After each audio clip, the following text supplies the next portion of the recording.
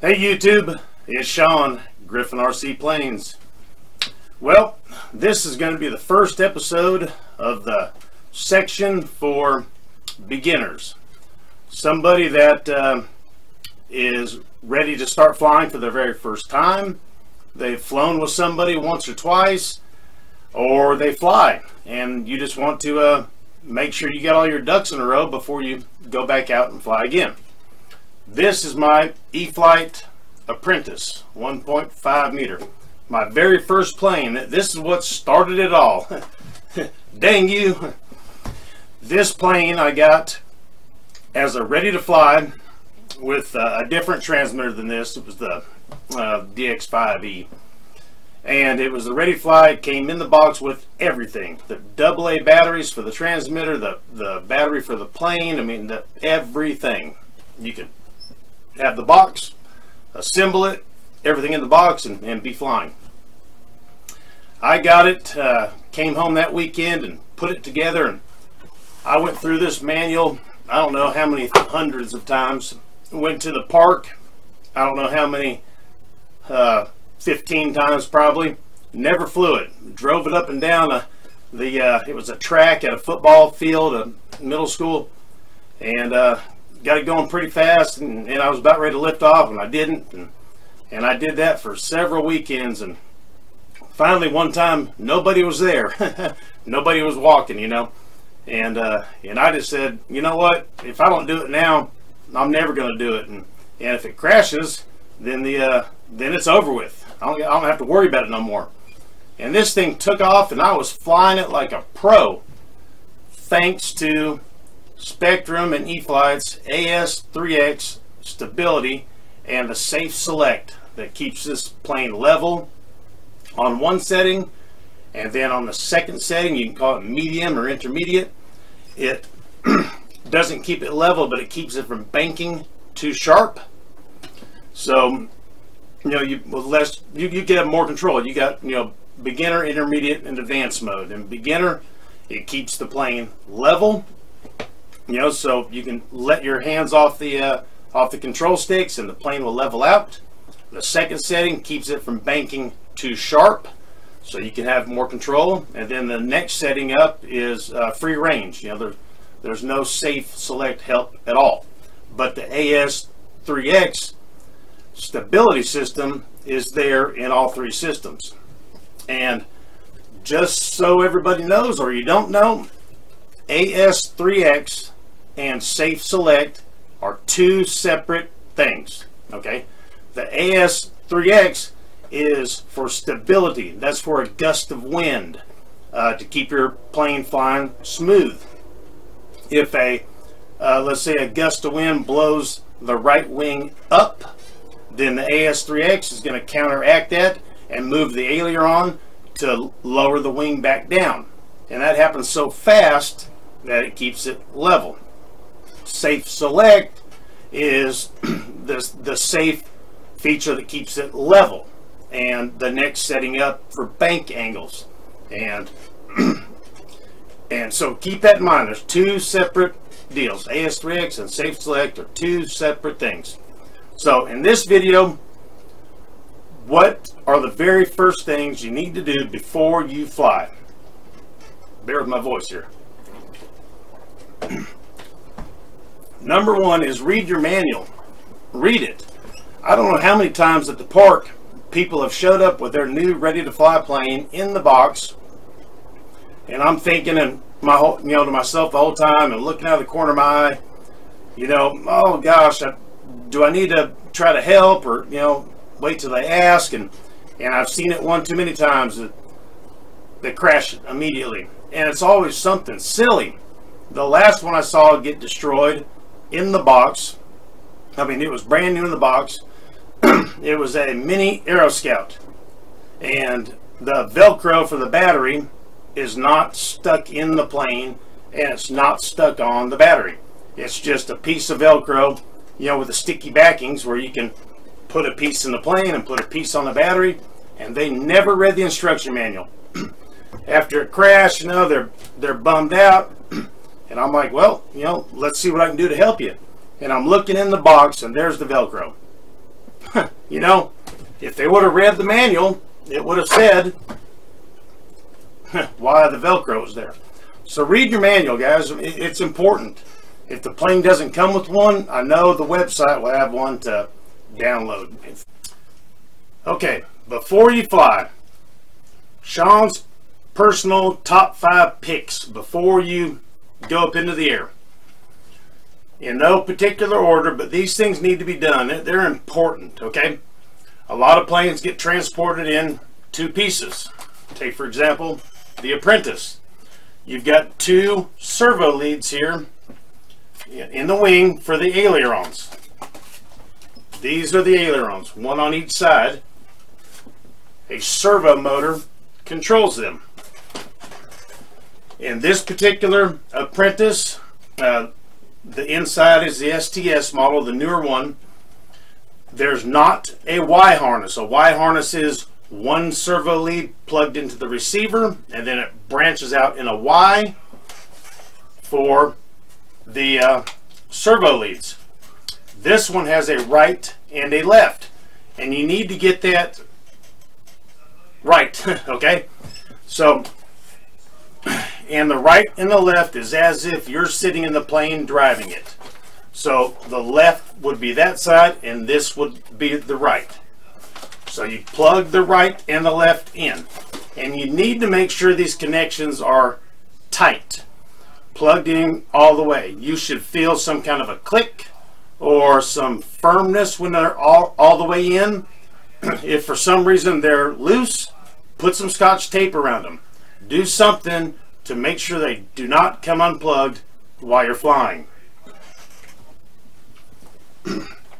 So to plug this one in, you can roll the wing over any way you feel is comfortable for you, but it's labeled right and left, and my hand is the one for the right, and then you can see where the servo lead leads to. So if it's the right or the left, okay? And when you plug them in, like I just said, you can feel them when they're fully seated. You can feel a click or something, and you want to make sure that you feel that they're plugged up 100%, that there's no room for air. If there's loose at all, put some tape around them. Okay, the next thing is your battery. Just like we talked about with that mini Aero Scout about the Velcro, make sure that your battery is either Velcroed in, or if it's one of the newer planes where it slides into a pocket, make sure that that pocket is tight, okay? That it's not going to slide around in there. If it is going to slide around, put some tape around your battery to make it a little bigger to where it won't slide around. Do something to keep it where it needs to be at all times. In the Apprentice here particularly, it has 2 Velcro straps. They're kind of tough to get tight because it's not a loop that you can like pull it through. They just lay over one another. So get some needle nose pliers, or get something, you know, or your fingers, whatever you can do to make sure they're tight, okay? And then once you have the Velcro fastened down and the battery in place, wiggle it, you know, see if it's going to move. You know, shake the plane if you need to. That battery moving could be the end of your plane, okay? This particular Apprentice here, with the size battery I have, it's not going to move around as much because the battery compartment is you know, roughly the same size as the battery. But if you had a smaller battery in there, it could move around big time. So you want your battery secured.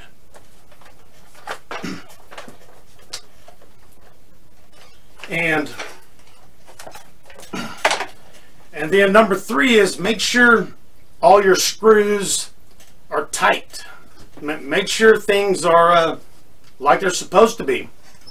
I see it all the time. People flying and their front wheels all cockeyed and it won't steer, and then they just say, yeah, it gets loose. Well, yeah, your lug nuts get loose, you know. No, we don't want loose. Make sure it's tight. Take the time to stop and check it out. have some tools with you. Don't go flying without at least an adjustable wrench and a flathead screwdriver and a Phillips screwdriver and needle nose pliers. Have some tools and have your bind plug. I don't know how many people don't have their bind plug. You know, those are good things to have, and you just never know when you're going to need them. Make sure your propeller's tight, okay? And then using the Apprentice as our demonstration plane, make sure the whole back is tight. 2 screws come up from the bottom to hold all this together here. I don't know how many times I see it loose on people, planes, and you know, you'll say, hey, that's kind of loose, man. And, yeah, I bumped it getting in the car. Well, take the time to tighten it back up. Okay, it needs to be tight. It's not going to fly good if it's loose. You know, and you're going to be fighting yourself and having a horrible time all day long because you can't fly straight because all this is flopping in the wind. So that needs to be tight. Okay. And then in my notebook here,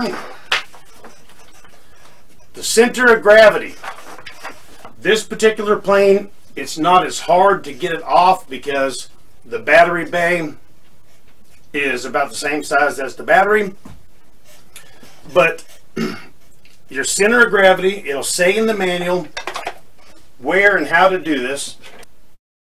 Here in our manual, you can see the center of gravity. This little symbol right here, that's like the center of gravity symbol. You'll find that in a lot of manuals of the RC airplanes. We got a picture of the plane, and it's saying to measure 79 millimeters or 3.125 inches back from the leading edge, and that is where your center of gravity should read. Now let me show you on the plane. So that blue sticker right there is on my center of gravity line where the black ink mark is, but I put the sticker kind of in the middle of the center of gravity. So we're supposed to measure 79 millimeters. So my sticker probably starts at like 75 and goes to like 85, okay? But it says to measure from the leading edge. So right here is the leading edge, 79 millimeters back. You can use a ruler or whatever you have, but this is what I'm using. And there's 79 millimeters, right where my ink mark is. And I've got a sticker on both sides, and I've got these stickers on a lot of my planes. So it's good to have.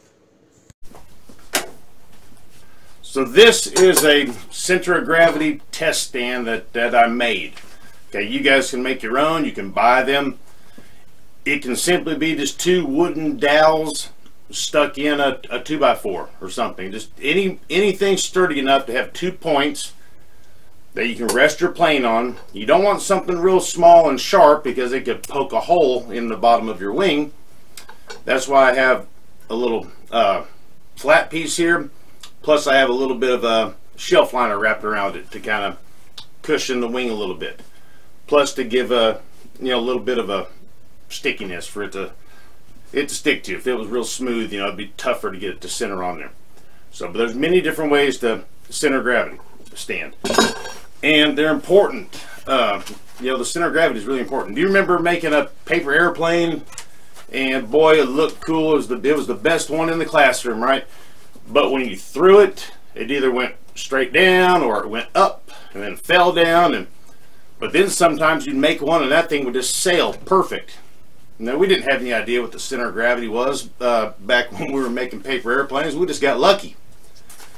If you make a paper airplane and you throw it and it glides, smooth and level for a while, you pretty much got your center of gravity figured out.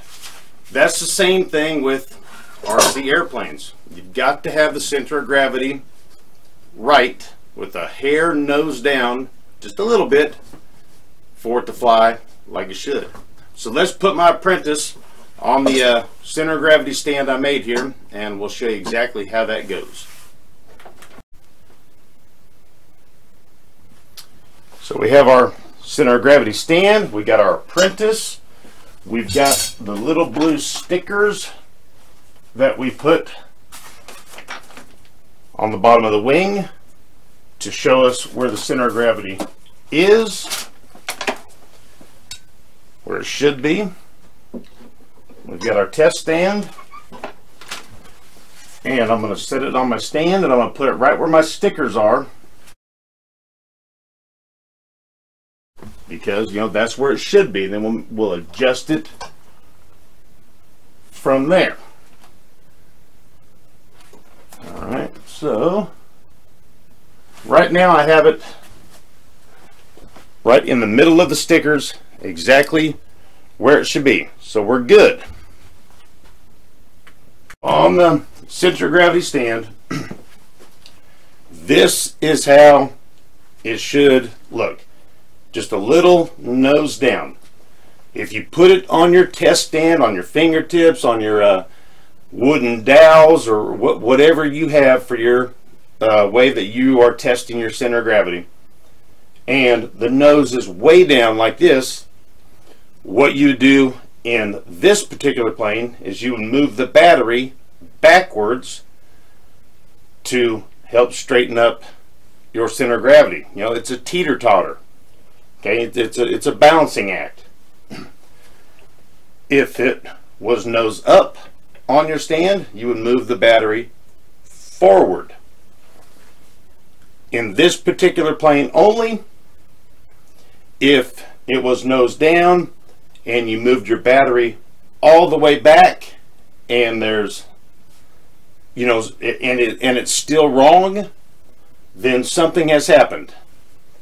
You've either made some repairs, and now you have some added weight from glue, changing the center of gravity, or your measurements are wrong, but you just need to look at your particular situation. Always remember this: it's a teeter-totter, and repairs are going to be part of the hobby. And if you do some repairs to the front, some glue, or you put a little piece of wood in there, or some whatever you do, you're going to need to counterbalance it by putting some weight in the back. If you make some repairs to the back, the slightest little bit you add to the back, you're going to have to add a lot to the front, just because of our teeter-totter and the leverage. The tail's so far back, you can take just a little bit of weight on the back, and you have to put a lot of weight on the front to get it to balance back out. But it has got to balance a little nose heavy for it to fly the way it's supposed to. And get a stand, or make one. You can get big a couple old pillows, or you can get a couple chunks of styrofoam from somewhere. Some places probably give it to you. You can cut out some little horseshoes for it to lay in. You need a stand. I don't know how many times I've seen planes get damaged. People walk up and they turn it upside down and set it on the picnic table. Well, these wings have dihedral, where they kind of go up. Well, you lay it flat on a table, and now you're just breaking the integrity of the inside of the wing. So you need a stand, something to work on them with. All right, so now we got the center of gravity down. We've got our servo connections tight. We've got our battery installed tight. The control surfaces, before you fly, this is what they need to look like.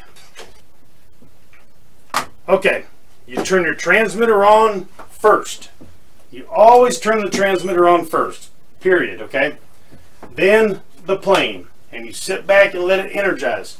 At this point, it needs to be level, and don't touch it. Right now the gyro is getting centered. It's figuring out what's level. Okay, let it get done doing its dances. So now the gyro is going to know, the base point to start out with. We got a lot more to talk about on gyros and safe, but this is just making sure your control surfaces are how they're supposed to be before you fly. Okay, so now that it's done its dances and energized, give it a little bit of gas to activate the AS3X, and you can hear the servos moving. That means AS3X is working. And then you want to test safe to make sure it's working. Right now, safe is turned off. Okay? Now safe is turned on. Are you seeing the ailerons go crazy? it's wanting the right side of the plane nut. It knows it's upside down right now, and it's trying to find the fastest point to right side it up. Alright, so we know that safe is on and working. Now we want to turn safe off. We can verify that again real quick, that it's off. It's off. So now you need to look at all your control surfaces, all 4 of them, and make sure they're straight and level. That's how it's going to fly. If these are not straight, then it's not going to fly straight. You can use a straight edge, you can use your eyeballs, you can use whatever, but the elevator needs to be straight, the rudder needs to be straight, both ailerons need to be straight, and they need to be equal. Okay, so on this particular plane, you can feel the difference between the aileron and the wing, and I can feel that they're the same height. If they're not the same height, check your trim. You want to make sure your trims are centered. All 4 channels here, your aileron's right, your elevator is another one, your rudder, and your throttle. They all have a trim lever right next to them on your transmitter. Make sure they're centered. We'll talk more about that at another time too. But if they're centered and your sticks are centered, all the control surfaces need to be perfectly straight. If they're not, adjust them with the clevises here. You unbuckle them and you turn them in one direction or another to straighten them out. We got way more videos on that coming.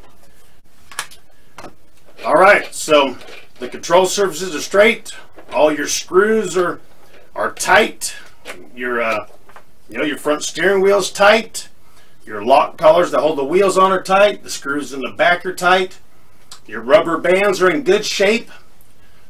After time, the rubber bands can start to get brittle and dry rot, so buy some new rubber bands, the ones that come with it. Maybe figure 1 summer out of those rubber bands or less. So go to the hobby store and get yourself some rubber bands, and so you have some extras. Your battery, make sure it's in the compartment, make sure it's velcroed really tight. Make sure your servo plugs are tight. If they're not, put a little tape around them. Your control surfaces are straight. At that point, and your safe select is working, then you're ready to go fly. Don't forget, you can always pair your transmitter up with somebody else at the flying field. They'd be more than happy to help you. I definitely will. And that's it, guys. Take the time to read the manual. Make sure everything is how it's supposed to be before you fly. I spent weekends of not flying, and that's probably why this thing is like 8 or 9 years old, and this is the condition that it's in. This is the very first one that came with a 5-channel E-Flite receiver. No smart technology, anything like that. This is an old school one, and look at the condition. So take your time, guys. Take care of your plane. Treat it like it's your grandmother's plane. She's gonna whoop your butt if you mess it up. Okay, guys. Hey, thank you so much. If you're new to this channel, subscribe if you haven't. Ask questions if you need to, and share these videos with your friends. And until next time, you'll see me here.